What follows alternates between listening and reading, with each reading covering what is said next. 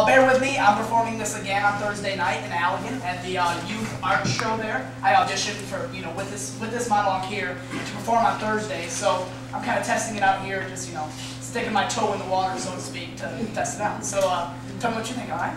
The piece is titled Reconciliation by Cary Grant, and I gotta give you a little bit of backstory or else you're not gonna know what the heck I'm talking about. The story centers on my character. His name's Grant, and he grew up in a family with another brother. His name is John. Now, John and Grant, they grew up in this family together, and their father was very abusive, physically, mentally, and other ways, just abusive all around, awful person.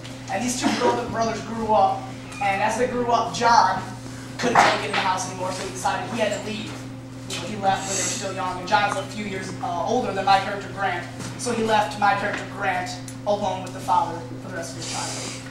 Now, go ahead 20 years later, and John gives Grant a call telling him he's dying of cancer. So, Grant travels all the way across the country, back to his home, back to the place he never wanted to see again his entire life, to once again see his brother.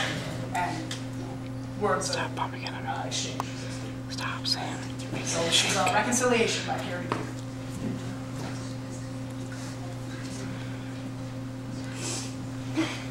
You think this is about you? You think you're the only person that got screwed over? You left. You got out. I stayed. I stayed in this house with him and the dirty secret we could never, ever talk about, but we couldn't quite manage to hide. You think he'd at least be happy you left, or happy because I turned out normal, or happy about something once the secret disappeared. But no. Maybe he was terrified one day of sitting down at the kitchen table and saying, "Look, Dad, now there are two of us that left," but I never knew what to expect. Half the time it felt like he was trying to cut me out like he did to you, force you out of the house, and half the time it felt like he was trying to smother me like he always did, He used to buy me things.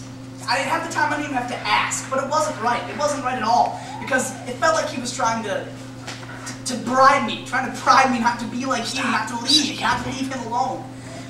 And then half the time it felt like he was trying to pay me off. And then I lost him. And I lost you. And then I lost. And then, you know what, you have the nerve. No, you don't even have the nerve. You have the audacity. You have to call me, to bring back to this place, I don't even know what's going on anymore. I don't even know you, John. I don't know you one little bit. I have to ask everything about you.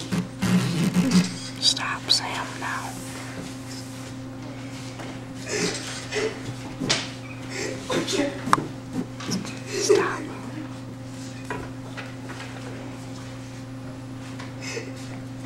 I hate him. I hate him so much. I hate him for what he did to you. And I hate him for what he did to me. And I hate me. I'm so sorry.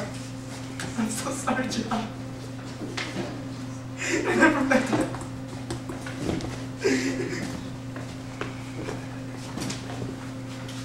And you think that this is only about you.